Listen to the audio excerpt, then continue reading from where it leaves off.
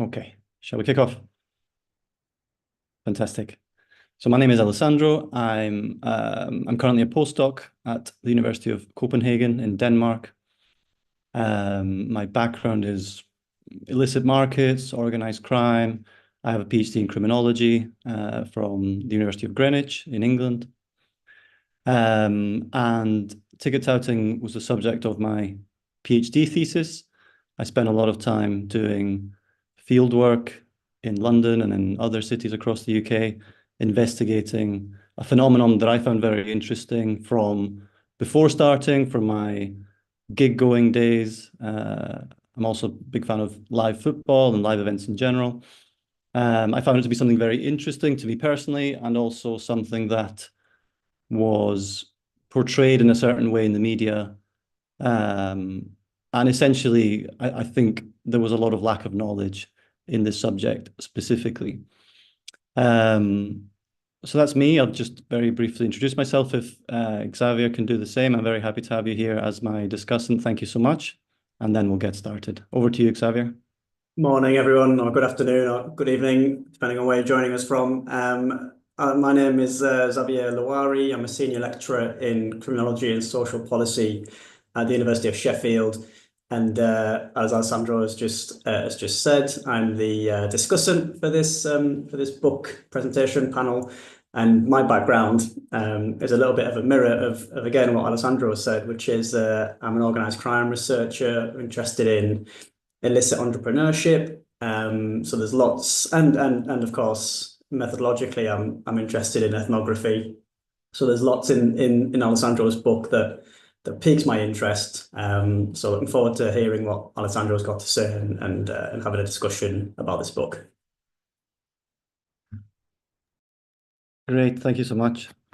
So I'd like to maybe say two main things, two things more broadly, and then of course we'll get into the detail if we can. The two things are, I'd just like to introduce the book briefly, tell you what it's about, some of the methods, some of the findings, and then maybe talk about the contribution, or what I hope to be the contribution of this book. And then we'll get some questions perhaps with Xavier and from the audience if there are any. Great. So the book is about ticket touting. Very briefly, ticket touting is the buying and selling of tickets for profit. Tickets can be to all sorts of popular events or not so popular. I mean, any kind of event in general, sporting, music, theatre. It's a business. Ticket touting, or scalping, as it is known in other parts of the world, is big business. It's not about fake tickets. It's not about scams, although there is a certain overlap between those two worlds, especially in the way that the media portrays it, for example. And that's one of the things I've tried to challenge. It's big business. It's gangs of individuals standing outside stadia, concert halls. It's networks of individuals based online, using multiple credit cards to make purchases. It's an enterprise. It's an entrepreneurial enterprise, and there's obviously a deviant element, which is why we've kind of located it in this context of organized crime and deviant entrepreneurship. So it's a huge problem in many parts of the world. I've studied it from a UK perspective, where it's been growing enormously, tremendously in the last 15 to 20 years. Mainly because of the internet, but of course it predates that. It's been kind of identified as early as the 60s and perhaps a little bit before that, although there isn't much literature on this topic. Again, that was one of my intentions, to do a bit of a deeper dive into the origins of the phenomenon. It's also a big problem in the USA, in Australia. There's been legislation all over the world for the practice specifically. And that's quite relevant because in the UK, there have been some attempts to legislate, and that's become quite prevalent again. There's been talk with the new Labour government coming in of potentially new legislation, so that's maybe something that's quite interesting to talk about. I will very briefly share some slides just now to talk a little bit more about the book in detail. Here we go. Can you give me a thumbs up, Xavier, to tell me that it's working? Super. Fantastic. So this is the cover of the book, and I've just kind of shown here the different chapters. Again, I'd like to say that in the kind of, okay, look, we can start perhaps with the literature review. What I've tried to do, again, because of the lack of knowledge, the lack of literature that I found going into this study, what I've tried to do essentially is really to trace the historical trajectory of ticket touting from kind of the earliest examples to where we are today.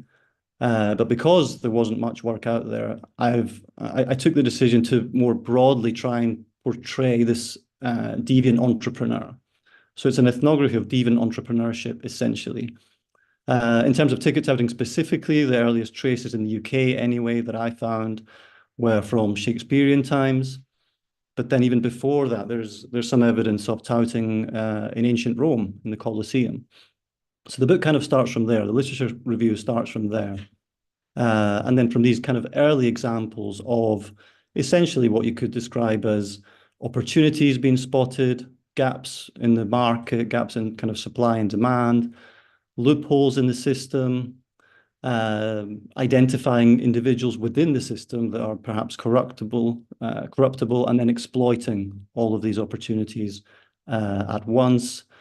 Those earliest examples are traced in the book from ancient Rome, Shakespearean Britain, etc., into Victorian Britain, into the pre and the post-war years in the UK, where the black market emerged with rationing, and again, a thriving kind of entrepreneurial verve in terms of exploiting a lack of supply, a need from consumers, from buyers, bringing buyers and sellers together in a way that was obviously profitable and in the way that I've identified it, deviant. So from the post-war years, we then come to kind of ticketing becoming its own activity, especially in the football scene in the United Kingdom, which was, of course, huge and still is absolutely. And that's when we have what I termed earlier as these gangs of individuals working outside stadiums. And I use the word working because essentially that's what it is, or what it was, or for some, what it still continues to be. And then the trajectory continues to the modern day, to the modern landscape of still individuals, some of whom are the same, some of whom are perhaps the newer generations coming from the same group of individuals who used to line the streets. But then, of course, we have technology and the arrival of the internet, and a very different generation of ticket touts who are, as I said, using multiple identities, using multiple credit cards, in some cases, but not always, using very, very advanced forms of technology. And that's essentially the kind of historical trajectory of this deviant entrepreneur, really from the very original traces of looting, scamming, theft, racketeering, as I mentioned, in kind of Victorian Britain and the black market during the war, to hooliganism in the UK. And many informants, for example, described those days as, well, with the emergence of the ticketing market, as it being a safer and, in inverted commas, perhaps a more legitimate form of organized crime compared to the drug scene, for example. And then, yeah, this modern landscape of still having the kind of older blue-collar generation standing outside music venues, concert halls, football stadia, and then the more modern, tech-savvy, white-collar, perhaps younger generation individuals, some of whom using very advanced technology, and others just, you can see the title there of the introduction. All you need really is an internet connection. The internet has vastly expanded these opportunities, especially for individuals who never would have been involved in this specific market, who never, to this day, still would absolutely refuse to stand outside a venue. But the internet has made it possible for new entrepreneurs or new deviant entrepreneurs to enter the scene. I can talk maybe more about methods later with Xavier, maybe if we have some questions around that. I'll quickly skip to some of the findings, perhaps. The next slide, let's have a look. The next slide here shows what I describe as a spectrum of seriousness. So through my observations and interviews, and we'll maybe talk a bit more about that later, about the essence of the ethnography, through these findings, I categorized the sellers. I categorized the ticket touts in terms of their activities, in terms of their specific methods, the access they had to certain tickets, and I've ranked them, as you can see, by seriousness. So, for example, very briefly, a casual tout could be someone who buys 4 tickets to attend for themselves and maybe a friend. They have 2 spare, and they just sell those 2 on a secondary online platform, which permits them essentially to go for free. The profit that is made from the extra 2 will mean that they and their friend can attend for free. And that's a kind of casual activity, again, that would have purely emerged with the arrival of the internet. The feeder tout is someone that I identify as a tout that sells to other touts. So they feed the machine, they feed the system. They have perhaps a contact who is a regular buyer. They are a tout. They will then resell those same tickets.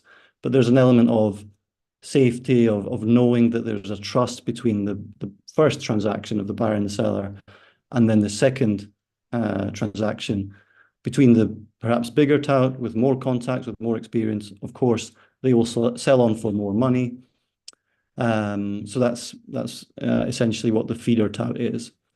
And the kind of higher end of the spectrum sees the distinction between online and street, and then this idea of modern grafter. I've touched on already multiple credit cards. So in some cases, using forms of technology that are very advanced. There's been a lot of talk about bots in the media, of course, and the new legislation. Also, legislation that has already been passed has attempted to address this, and the new, perhaps forthcoming legislation will continue to do so. There's been talk of a cap, a 10% cap, for example, to be placed on the UK secondary market. And you'll see that I've essentially divided top and bottom football and non-football tickets. And that's very simply because in the United Kingdom, buying football tickets is illegal currently. So reselling, of course, reselling football tickets is illegal. And currently reselling any other kind of ticket is not. So that's why where you have the casual and the online seller, they're slightly lower on the seriousness scale or spectrum. And I found that the feeder touts, the street touts, and the modern grafters more specifically focus on football, which is why I've not included them in the bottom half of the screen. Again, reason being that football is just far, far more lucrative, perhaps surprising. Very quickly onto this, just one more slide. I took this categorization, I took this identification of different types, typology of different types of sellers, and I plotted it here. As you can see on the left, we've got the kind of seller type, the seller type going across the top, and then the methods going vertically top to bottom. And I've placed it in terms of, okay, this tout uses these kinds of methods. So again, going back to the casual ticket tout, perhaps buying a couple of spares to fund themselves. They will only really be able to buy tickets through a general sale, maybe a pre-sale, and then they will sell on an online secondary market platform, for example. And they'll mainly do it to unknown buyers because whoever buys on, purchases on somewhere like Google would not be known to the seller. I won't go through all of them, but you can see the general pattern is that the more you go towards the more serious end of the scale, the more boxes ticked.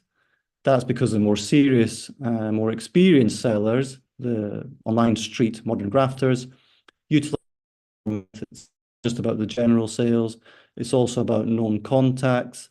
It's about general trickery, which I referred to earlier as loopholes. perhaps having some kind of corruptible individual on the inside, giving more direct, guaranteed access to tickets, something that a casual seller would not have. But the key here really, just to finish and then pass the word on to Xavier, is you will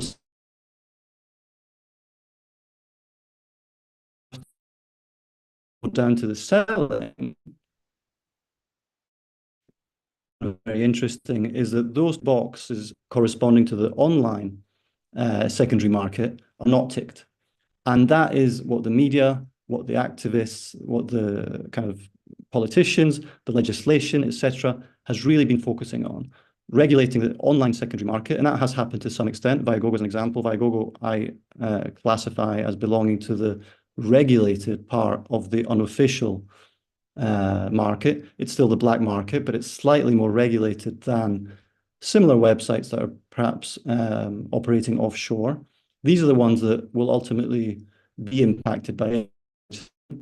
However, the more serious end of the typology of buyers and sellers that I've identified actually don't use those kind of platforms as much as we think. What does that mean? In a nutshell, that any kind of targeted legislation like that will very likely miss the mark. If you close down Viagogo and StubHub, for example, that does not mean that touting will stop, because the street sellers, the modern grafters, those that have access to more advanced forms of technology, but it's not just that. They have more networks, they have more contacts, they have established buying and selling relationships with buyers overseas. I've recently come across WhatsApp groups, Discords. That touting activity, unfortunately, will very likely continue, and perhaps that's something that the discourse around new legislation really needs to consider in more detail. So I guess that's the book in as much of a brief, perhaps not so brief summary as I could muster. I'll leave it there and then maybe pass on the word to Xavier to see if he has any comments and any questions. I'll stop the screen, and then it'd be great to see if there's any questions also from the attendees. But thank you so much for listening, and over to you, Xavier. Thanks, Alessandro, and thanks for that summary of the book. I don't quite think you've done justice to, I think, the breadth of the book in a sense, but it's difficult to do that in quite a brief summary. So I think it's an excellent piece of work. I think it's a real achievement in criminological ethnography. I'm really pleased to be the discussant because it makes my job a little bit easier when I really like the book, I suppose. Let me just go through. There's a few themes that I picked out from the book that I just wanted to raise and maybe throw a couple of questions across to you as I go through. So I think one of the first things that I think what the book does more than anything, and it's not something that all criminological monographs do, which is this book is a direct challenge to actors in a position of authority in the live events industry, because it's not. The book does a fabulous job of describing the tactics of touts and entering this world of ticket touting or scalping. But what it also does is it reveals the hypocrisy that's embedded within the live events ticketing systems, the ways in which so-called legitimate actors within this system, whether that be artists or whether it be primary sellers, like so in the UK and maybe elsewhere, we've got Ticketmaster, I believe are owned by Live Nation, who others may be more aware of. And these platforms sell tickets, but they also engage in practices with the consent of artists, which in a sense are I would argue, and you do as well, Alessandro, which are effectively artist-approved touting. I'm talking specifically about things like dynamic pricing, which is something that's been going on for years and years And only recently, it seems to me, has it kind of come to the fore in public consciousness as a result of the Oasis ticketing debacle in the UK. If anyone's not aware, there's a very, very good description of dynamic pricing in Alessandro's book. But what it means effectively is that a primary seller can suddenly decide that they're going to increase the price of a ticket based on how much interest there is in those tickets. So in the case of Oasis, they were advertised at £150 each.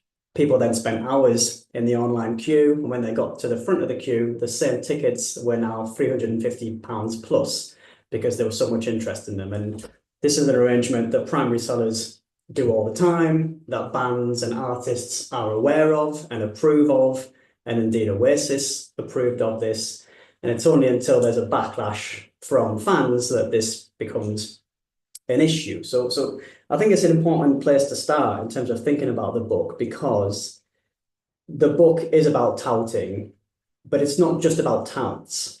And I think what the book does is it shines a light on the parallel activities that people in positions of authority are partaking in the live music or the live events industry, like dynamic pricing.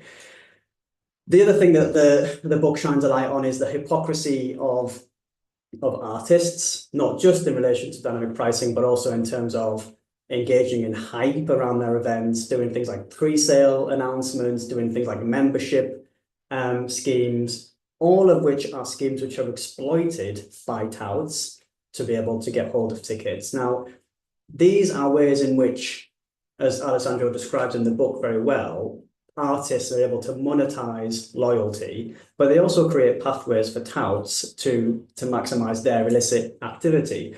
And this is what Alessandro's argument, which is really compelling, is that touting is implicitly tolerated because artists can make more money than they lose through that they would ever lose. And in fact, artists don't lose money through touting because their tickets are still sold. They're just resold more expensively.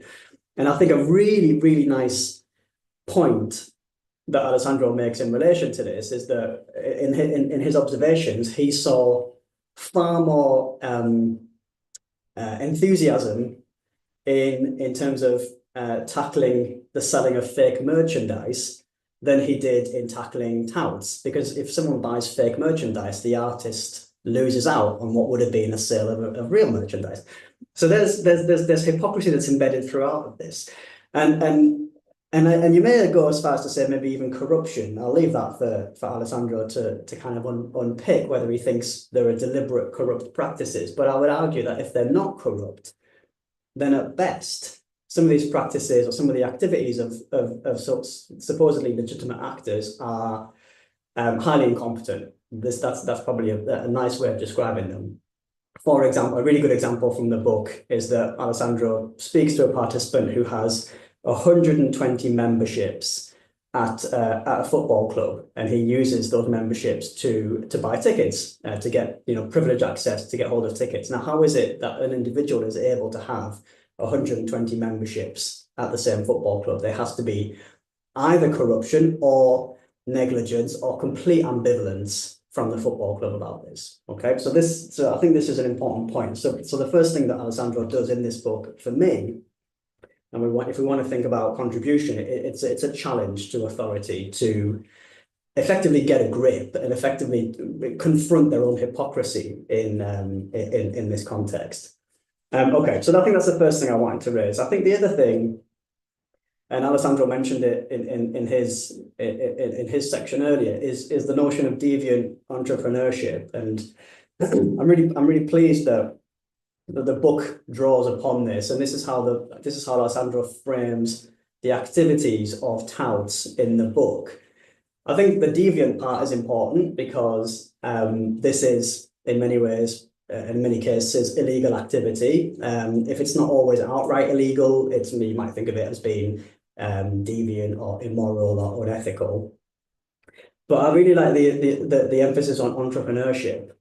This is what these individuals are. Touting is a learned skill. It's a craft. And the way that Alessandro is able to frame touting as a form of deviant entrepreneurship, I think really does justice to what he's observed. It calls to mind, excellent work from the likes of Dick Hobbs, from Adler, Jacobs, Clockars, all of whom have documented these forms of illicit entrepreneurship in the context of organized criminal marketplaces. And so I think Alessandro does a really excellent job in terms of being able to situate this form of illegal activity as a form of deviant entrepreneurship. So I think that's really important. And the other thing that the use of the idea of an entrepreneur does is it speaks to just, I guess, the normality of this activity, how it's embedded in the kind of the political economy in terms of, it exploits free market economics. It looks for legal loopholes. It's responsive to what's going on in the legal marketplace in terms of how that impacts the illegal marketplace. And these are all things that illicit entrepreneurs can and do put into practice, whatever commodity or good they're trading in. And this is the same thing in terms of the legal ticket market. So I think I'm really pleased that Alessandro framed these activities as forms of deviant entrepreneurship. I think that's really well judged. The other thing I really liked about the book and about the interviews in particular, and some of the primary data that emerges from those interviews with touts is the ethics and the morality that's present throughout this marketplace. I think it's really interesting that touts repeatedly said to Alessandro that they're not looking to scam anyone. That's not good for business. And they said a good deal is when everyone's happy. The touts made some money. The customer is able to see a gig that they didn't think they maybe would be able to get access to. They're fulfilling a lifelong dream. They were in the queue for hours. They didn't get a ticket, but they can still go. And this is good for everyone. So I think that the key thing is that touts are not looking, certainly the ones that spoke to Alessandro, they're not looking to con customers. Again, comes back to entrepreneurship and salesmanship. It's not about conning people. It's about delivering a service or a good. There seems to be, from what the touts were saying to Alessandro, there seems to be a kind of mutual respect for the police. A respect in the sense that the touts are aware that the police have got a job to do. They're not looking to rub their faces in it. If they see a police officer, they will change their practices. They will stop what they're doing. So there's this kind of appreciation that everyone's trying to work. Everyone's trying to do their job. Some people are trying to make money. Some people are trying to do their job in different ways. So I think this is really interesting and kind of this ethical, moral framework. And it really counters the kind of mainstream narrative that's particularly the narrative that's pushed by politicians and other stakeholders in this industry of this depiction of touts as the cancer of the live music industry or the live event industry, as scum, as scammers, as I heard them described in a program last week as parasites. And depends what your view is, I guess, of their activities. But certainly in terms of how the touts describe themselves, they see themselves as traders, as entrepreneurs, and they're looking to fulfill people's needs and wants and make money whilst doing that. So I think that's really interesting. And part of that then comes, and later on in the book, there's an issue around identity and how touts describe themselves. And Alessandro does a really neat job of using the framework of techniques of neutralization to try and understand how touts rationalize or neutralize their own behaviors. But one of the key, I think, really interesting aspects of that is that a lot of touts reject the tout label. They will say, I'm not a tout, I'm a trader, I'm a salesman, I'm this, I'm that. So I found this explicit rejection of the label of tout to be interesting. It's a label that's become so toxic in kind of common discourse that these entrepreneurs are explicitly rejected now, whilst describing activities that are clearly touting. There's no denying that's what they are, but they reject it themselves. So I thought that was really interesting.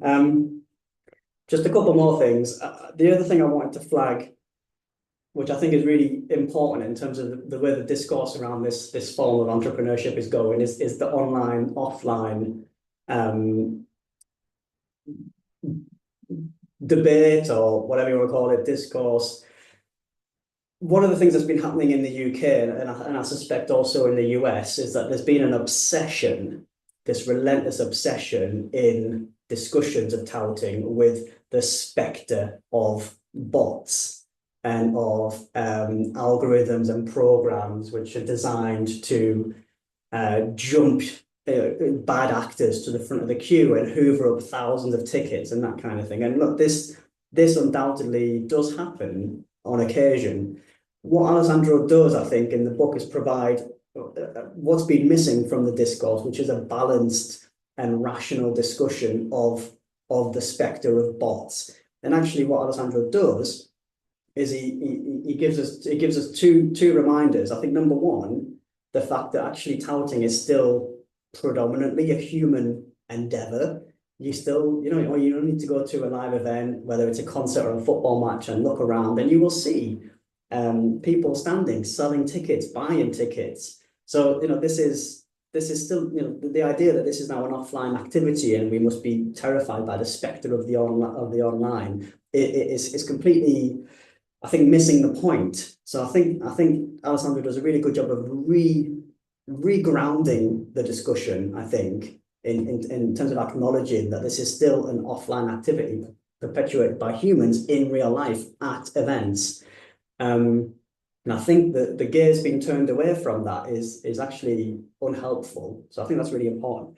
But I think the other important thing actually is that Alessandro challenges the dichotomy between online and offline. And what he does, particularly when he speaks to one of his participants, the chameleon, is he reminds us that the idea of trying to separate online and offline is completely missing the point. Most touts will do a mix of both. Most touts will be able to acquire tickets online using a series of tricks and tips, not bots, but just being able to exploit pre-sale, membership sale arrangements, knowing how websites work, knowing how to get to the front of the queue, and actually not using bots very often.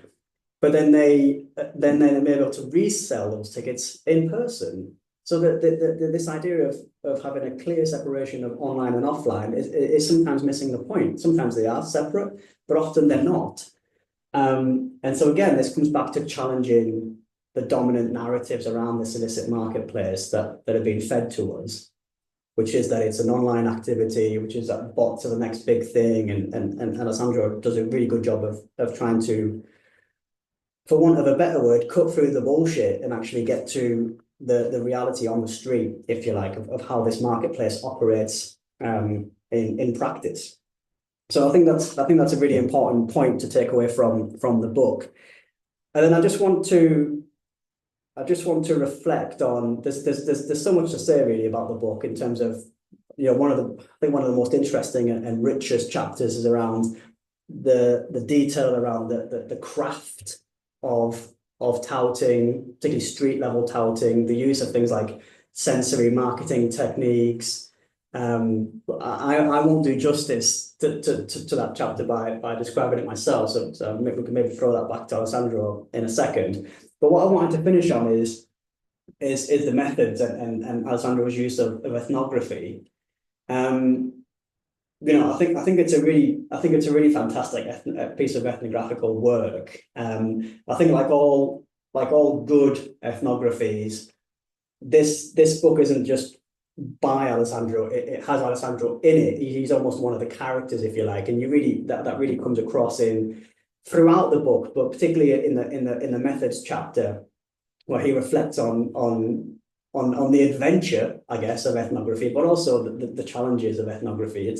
I think that I really would, if anyone's interested in criminological ethnographies, I really would, well, I'd read the whole book, but if you can't read the whole book, I would read the methods chapter. It's a really honest reflection of how the book was written, how the research was carried out, and often, I think maybe we all like criminological ethnographies because they're exciting, they're rich, you feel like you're part of it. But I think what Alessandro does is he does all that, and he talks about all the exciting bits and the adventures that he goes on and the things that get the heart racing. But I think also he's honest enough to reflect on the fact that sometimes ethnography is really boring, and actually sometimes it's quite mundane, and sometimes it's a complete waste of time. Sometimes you will spend hours waiting for a participant and nothing happens, or the data that you get is unusable, or it's rubbish, or you feel like you're tearing your hair out at having wasted so much time on something. And in Alessandro's case, sometimes it's also deeply unpleasant. So he can tell these stories for himself, but at points he was threatened by one of his participants. He fell out with them. At times he lost money as part of his ethnography, and so there's sometimes ethnography can be fantastic, but sometimes it can be boring, and at worst it can be upsetting or pretty not very nice in the pursuit of something that in the end will turn out well. So, and I think Alessandro does a really fantastic job of reflecting on this in the methods chapter. So I appreciate it's a bit strange to finish my reflections on the methods chapter, but I just wanted to finish on that because I think it's something worth celebrating. So I'll stop there. It'd be great to well, I've got a few questions. I've already asked a couple of questions to Alessandro, but I've got a few more. But if anyone else in the call has any questions, then I will cede to yourselves. But I'll just finish by just reiterating it's a really rich and fascinating piece of work. And congratulations, Alessandro. I really enjoyed reading the book. It's a real standout achievement. Well done.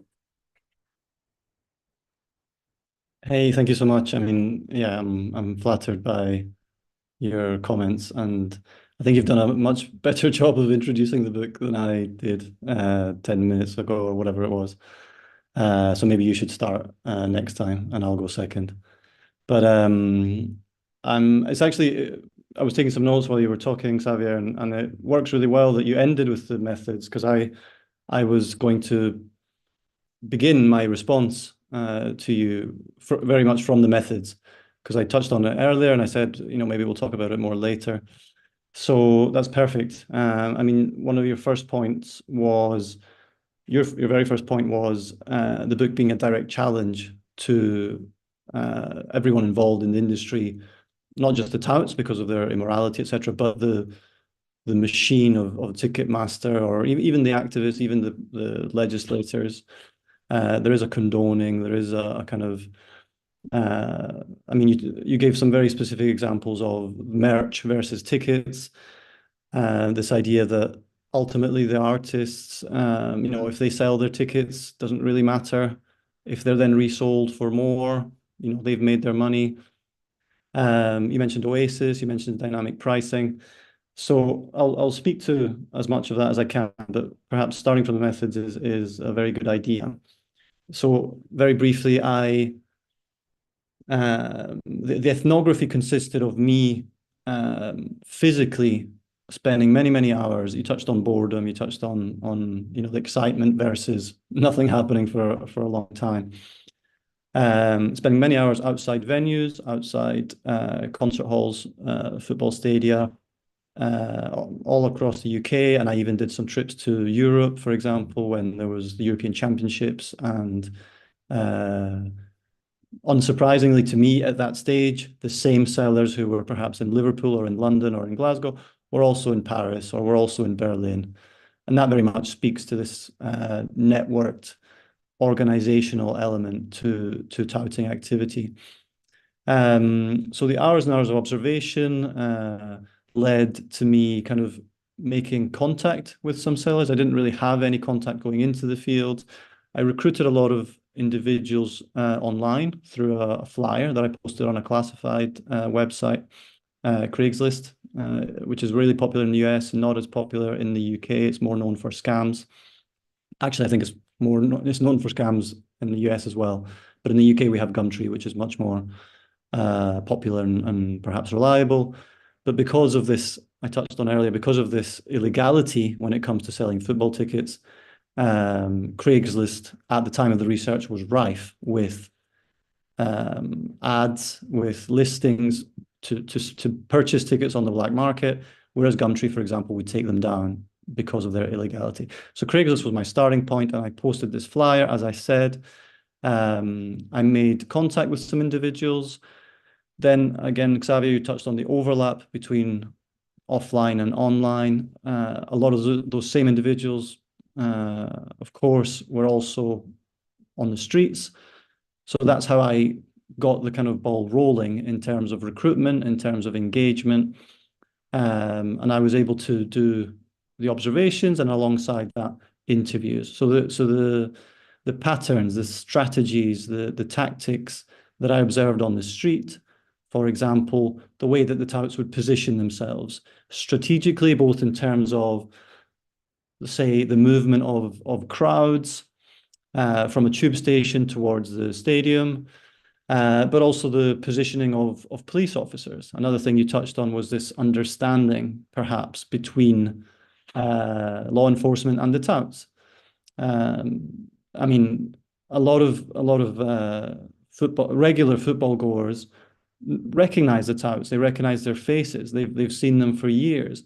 And one of the obvious questions is, why does nobody do anything about it? If I can recognize them, you don't need Secret Service or any kind of high-end technology or training. If I know that I can point to them, that's a tout. Why is he still here week in, week out?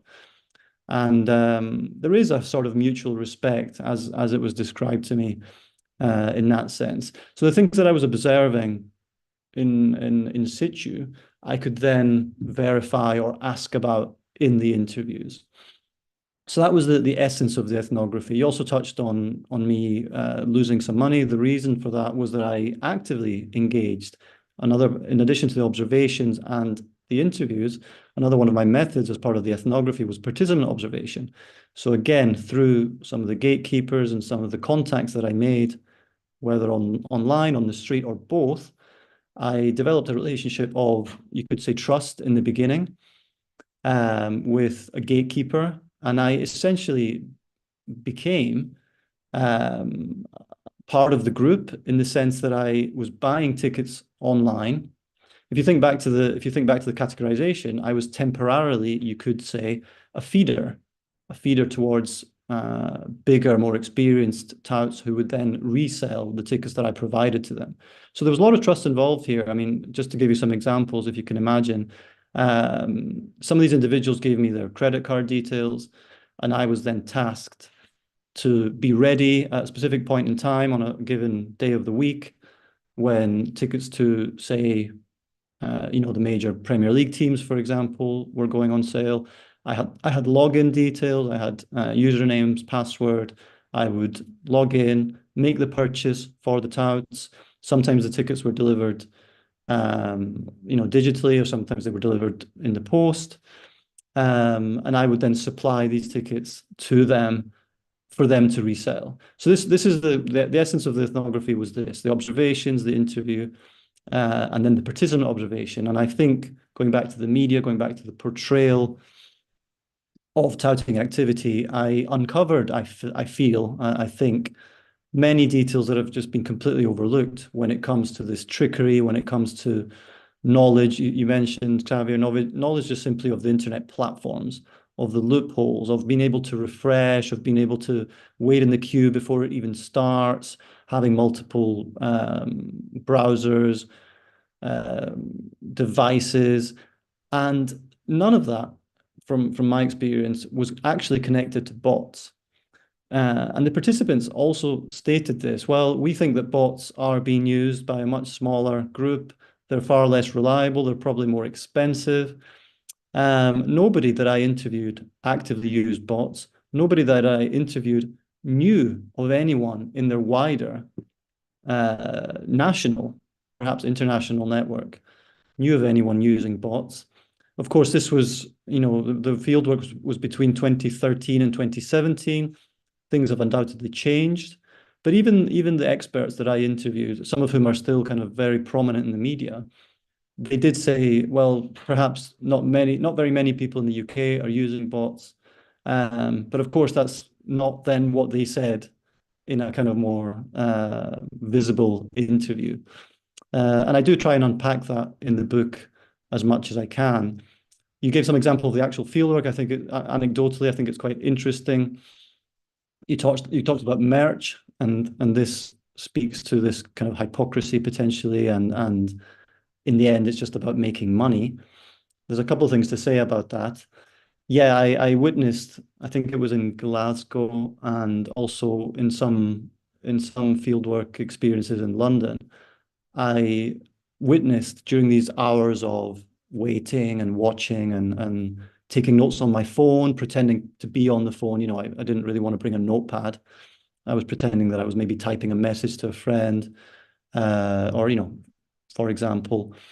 So I witnessed undercover trading standards operations going from stall to stall. If you imagine, you know, people selling pins and badges and scarves and t-shirts, scarves perhaps in the football context, t-shirts in a music concert context, and you know, asking to see street trading licenses. And some had them and some didn't. And those that didn't, I saw, you know, the individual perhaps making, you know, communicating with others on the phone or whatever, and then a swarm of officers would you know, confiscate the scarves or the t-shirts, whatever, and issue them with a fine. And now this is for scarves that were being sold for £10, or pins that were being sold for £5, but they weren't official merch. 1 meter, you know, round the corner, 10 meters, or, you know, literally on the other side of the same street, there were individuals illegally selling tickets to the sound of £300, £400, £500 in cash, and nothing was being done about that. So that's just, you know, you touched on it. That's that example more concretely. You talked about dynamic pricing, and I mean, my opinion on that is that it is essentially touting by the artists themselves. There's obviously there's been a realization that, hey, the price at which we sell tickets is here. The price that people are willing to pay is here. Of course, you know, you talk about face value and the real effective market value, and it's absolutely fair and right that artists, you know, encourage younger fans, promote loyalty. You know, they want to keep their prices low, but at the same time, someone realized, hey, there's this whole chunk of money that we are missing out on. So dynamic pricing is that. It's recapturing the lost profit, you know, for the artist to keep. And perhaps you could say there's nothing wrong with that. The artist deserves it, absolutely. You know, what is the tout adding? Why should that money be lost to a third-party reseller who is, as you said, scum, deviant, etc., or, you know, the way that is being portrayed by the media? You know, there's no additional labor, there's no merit to this resale, there's no added value to the ticket. It's the same product that's being resold. Of course, there are many artists that have a very different opinion, that do actively keep prices low and try to stop touting. There's some examples. I mean, The Cure have come out recently and done precisely diametrically the opposite of what Oasis did. I mean, you said a moment ago, you know, that Oasis condoned this dynamic pricing tobacco. I think they officially came out and said that they didn't, just to be as clear as possible. Now, whether you believe that, whether I believe that, is entirely, you know, that doesn't necessarily align with what they're saying. But, you know, they did say, oh, we were not aware of this, etc., etc. It was the promoters, and, you know, as I said, you can take that at face value or not.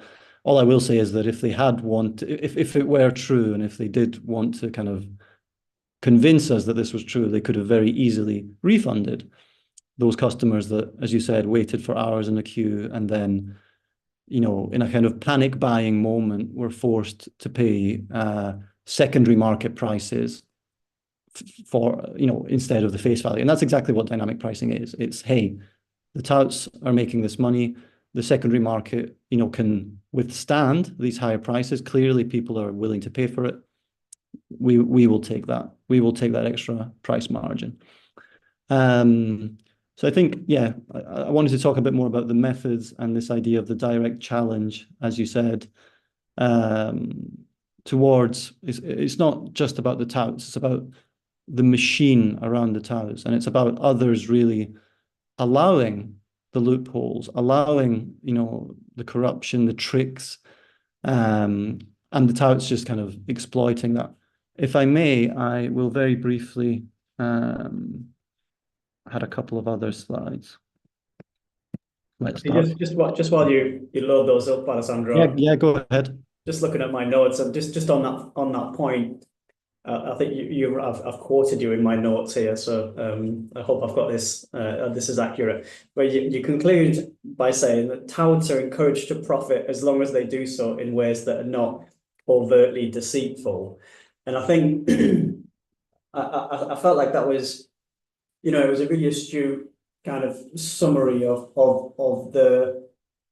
that overlap between the licit and the illicit marketplace, insofar as touts are tolerated because the pathways, I said this earlier, but the pathways that allow touts to profit also allow artists and primary sellers to make huge profits, much more than what the touts are making, right? So there's kind of like this unspoken, it's almost like an unspoken agreement that we're all going to make money here, but we have to be savvy, and we can't, we can't effectively take the mickey, right? So as long as touts are doing this quietly and reasonably, then there's money for everyone to be made, right? So I'm thinking particularly around things like pre-sale arrangements, around membership arrangements, that allow supposedly real fans to have access to tickets. But as you describe in the book, touts are aware of all these little tricks, and they also exploit these loopholes, these early access entries to tickets. And going back to what we were saying just there, in terms of, if artists really want to tackle the problem, what can they do? And one of the things they could do is to eliminate all of these pathways. And that would cut out a lot of the entry points for touts. But if they eliminate those pathways, then they won't make as much money, right? Artists won't make as much money, and neither will promoters. So there's this broad tolerance because everybody's making money, and as long as that's happening, everyone's happy, I guess. I don't know what you think of that. That seems to be what comes across, certainly in the book. That's how I interpreted it. Thank you, Xavier. I'll respond super quick, and then I can see that one of the organizers has their hand raised. Yeah, I just wanted to very quickly say you're absolutely right. So in the book, I talk about this diluting of the legislative response. So one of the very first attempts in 2010, 2011 was to make touting illegal, or then, to place a cap, maybe a 10% maximum cap on resale, to allow for, face value plus the booking fee. But then very gradually it was like, well, okay, it's not about banning it anymore. It's not about capping it anymore. It's about making it more transparent. And that was the Consumer Rights Act, for example. And then the bots legislation came in. It's been a gradual moving or shifting away from, hey, we must stop touting, to perhaps let's just make it a bit more regulated. And the quote that you said was, okay, it's not about making the rip-off as blatant as possible. Let's still allow it, but kind of within limits. And that's yeah. You caught that really. You hit the nail on the head there. I had a couple of slides up, but shall I let you say something? Hi there. Hi, sorry, Alessandro. I just wanted to Not at all. add to this wonderful discussion, and I wanted to thank you for presenting your book, because I just wanted to say also how a lot of the stuff that Xavier says really resonates. And I think that your contribution is very powerful, because we see organized crime as this kind of exceptional thing, this thing that is far away from us. And from the book, but also from what Xavier says, is this idea that actually it's all around us. And you talk about tolerance, I talk about complicity, in a way where, it's all part of us, it's through us, and we don't need to look at exceptional cases like drug trafficking or something that might be kind of alien to us. It's this kind of everyday thing where ultimately, criminal entrepreneurs, as you've defined them, which I think is a key term here, have been able to identify a hole in the market where everybody kind of gets their fix, and therefore nobody really wants to sort of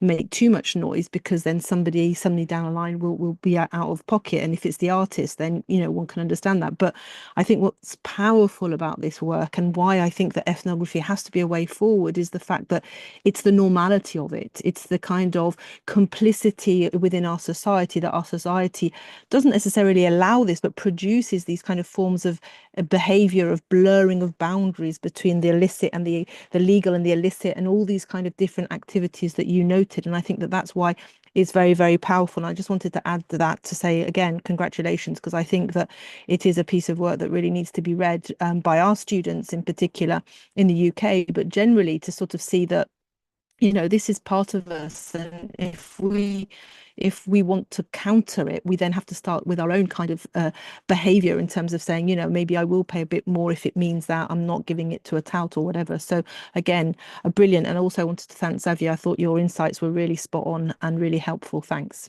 I'll stop and disappear.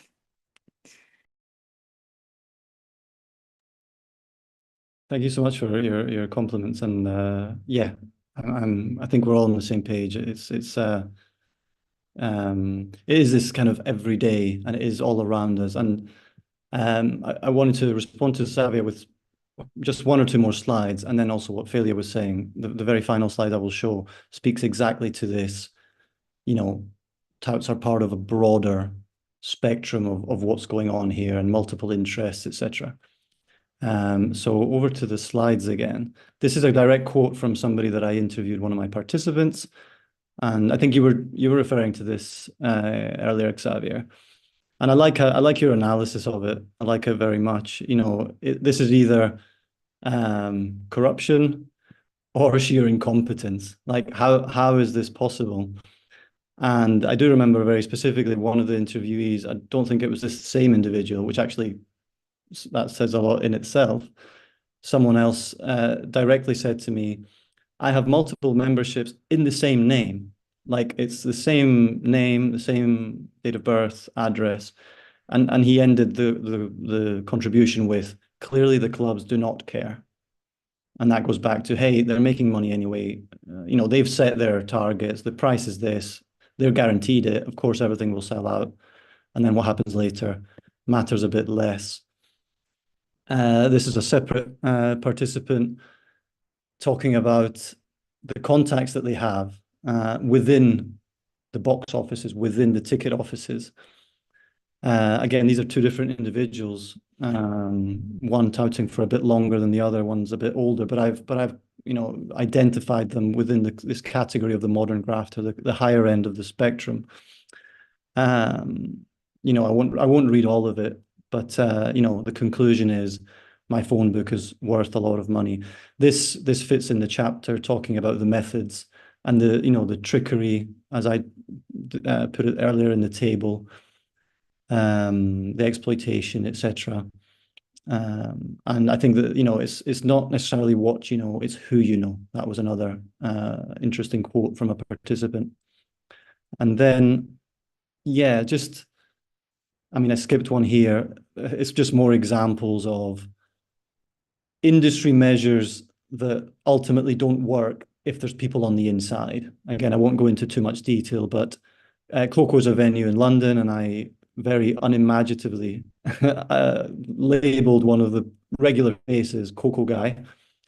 And on a particular evening, I saw him with kind of a staff pass. He was walking in and out of the venue. Even the bouncers were very confused what was going on. This was a venue where specifically ID checks were supposed to be in place. And again, the media makes a lot of noise about this. Okay, if we check IDs, sure, all of this is excellent and it works in theory.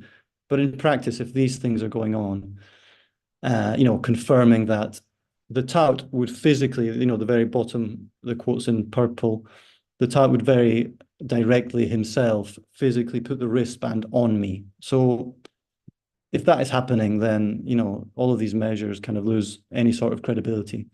But the slide I wanted to show and end with here was the fact that other authors, other scholars have found exactly the same thing to be happening. This is a study from the late 90s in Canada by sociologist Michael Atkinson. And it's exactly what I've been trying to say. What's the point? You know, all of these measures and, you know, industry spokespersons saying that progress has been made.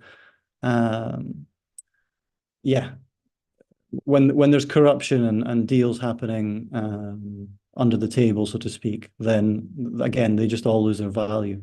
But it's the second one, the one kind of highlighted in blue here, that I really wanted to show, because it speaks to what Failure was saying, it speaks to what you've been saying, Xavier. Yes, we can be critical of the touts, like the media has been, parasites, etc. But they're just one part of the machine that is just kind of chugging along and continuing, condoning. Failure mentioned complicity. And that's exactly where I've sort of tried to situate this work. Challenging, you know, that's where you started, Xavier, challenging this idea of touts are bad and you know, we must do something about it. Sure, but they may very well be bad, but the ways in which legislation has been introduced, the ways in which industry measures are being attempted, tested, fail entirely when none of these other things are being brought to light. The imperfections of the primary market, the loopholes, the tricks that you can do to bypass systems with or without bots. And then, of course, the human element that you said, Xavier, the fact that people are still touting on the street, but even more so that there are humans behind these mechanisms that at the end of the day are there just to make money. It's not just the touts making money, it's the artists making more, as we said, perhaps because of dynamic pricing. And maybe that's fair, maybe that's the way it should be. But then there are practices like the ones that I just kind of outlined that are not as defensible, especially within this hypocrisy of the way that the arguments are being presented.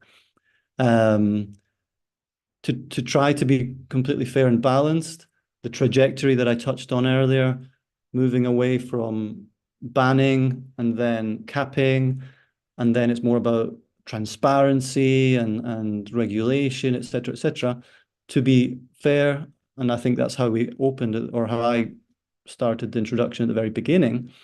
It seems like maybe, let's give them the benefit of the doubt, it seems like maybe the hypocrisy could be ending, because the most recent debates, the most recent discourse is that they're trying to go back to either outright banning touting or introducing a price cap. Is that because all of these measures haven't worked? Is it because things have now been completely under control? Are bots now much bigger than, I mean, they've always been presented as bigger, but are they much bigger than I have found? As I mentioned, nobody that I spoke to used them. It's been another 5-6 years since the end of the field work. Are there new players involved in the system? A very interesting aspect that's come out recently is this idea of the sneaker kids. I don't know if you've heard about this, Xavier. Ultra technological. So, you know, if you think of my spectrum, do they fit into the modern grafter category? Arguably, yes. Or do we need a new category for this new type of tout? Is this a new type of tout, or is it just an opportunist, an opportunist who one week is selling, you know, trainers, the next is selling Pokemon collectibles because that's what's in demand? A very interesting thing in the context of this subject that I've been observing is that the more traditional touts, and by that I mean not just the street touts, but also the kind of regular online touts, like the Chameleon, you said, he's one of the participants, and he absolutely does not use bots, for example. The online tout category that I've identified rarely use bots. But these kind of groups are very frustrated by the sneaker kids, this new generation, this newer generation. So this is kind of post-bot in a way. Because it has very little to do with touting. It has very little to do with the craft. It has very little to do with the skill or the learning behind this form of deviant entrepreneurship. They're sometimes called sort of the kind of in and out. That's their strategy. You know, it's not so much about finding, hey, I have Taylor Swift tickets, I can make, you know, thousands of pounds from this. Perhaps I will hold on to them. You know, perhaps demand will rise again closer to the show, like the street touts would do, like some online touts would do. Here it's just about making a quick buck, very, very literally. And to them, it doesn't matter if they make £20 per ticket, £30 per ticket, as opposed to 150, 200, because their numbers are so huge, because they have these kind of Discord groups where, you know, they come together. They refer each other, they share tips, and it's just about making a fast profit and moving on to the next thing. You know, can we consider these touts in the context of the craft, in the context of, you also touched on, Xavier, a really important point, I think, this idea of providing a service, this idea of this is my job and this is what I know and I learned this and it's been, you know, passed on generation to generation. The Chameleon, for example, in some of the interviews that we did, talked about doing research, talked about knowing, you know, when it's hot in terms of the market, the right time to sell, which bands to go for. So yeah, there's some very new developments, very, very interesting, even certainly since the release of the book. And is it because of these and because of the failed industry measures, failed legislative interventions that you know, Parliament, MPs, activists are now going back to capping? Because, you know, these are the same people that absolutely argued in favor of the bots. You know, there's quotes, and these quotes are in the book. You can find them online. They're not going to go away. Some of these activists and campaigner groups have said, oh, absolutely, the bots is the solution. If we ban the bots, touting will stop. And that just didn't happen.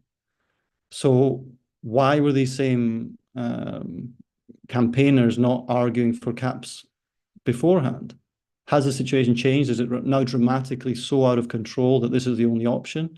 And I see you've raised your hand. I will finish in 5 seconds. The final point I wanted to say is, will this cap work?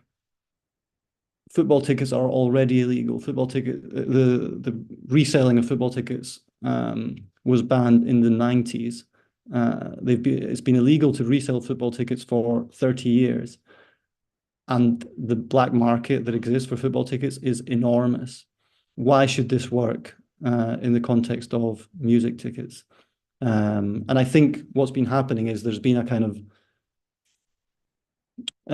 vendetta almost. There's a kind of, you know, Viagogo is the enemy. These online resellers are the enemy. They're using bots. Let's eliminate websites like that. But as I said earlier, when I was showing this kind of table, the methods against the individuals, you may successfully eliminate that small part of the market. But very much like the football market, the touting will continue, in my opinion. So let's see what happens with that. You know, it's been illegalized in Ireland, for example, and lots of campaigners are saying, hey, look at the Irish model, it's working there. But from my observation and the contacts that I have and some of the research that has been ongoing on my side, all that's happened there is that Ticketmaster has gained even more of a monopoly because of dynamic pricing. So they're now charging secondary market prices, so there's no difference there. Scams are perhaps increasing because there's less regulation. And of course, when MPs say, look at Ireland, no Taylor Swift tickets are on Viagogo for Ireland, no Oasis tickets are on Viagogo for Ireland. Yeah, but they're on many, many other sites. And if you, like I did, if you travel to Dublin for observational work at the most recent Taylor Swift gig, it was rife with touts outside the venues, on the streets. So let's see what's next. And over to you, Xavier. Thank you for your patience.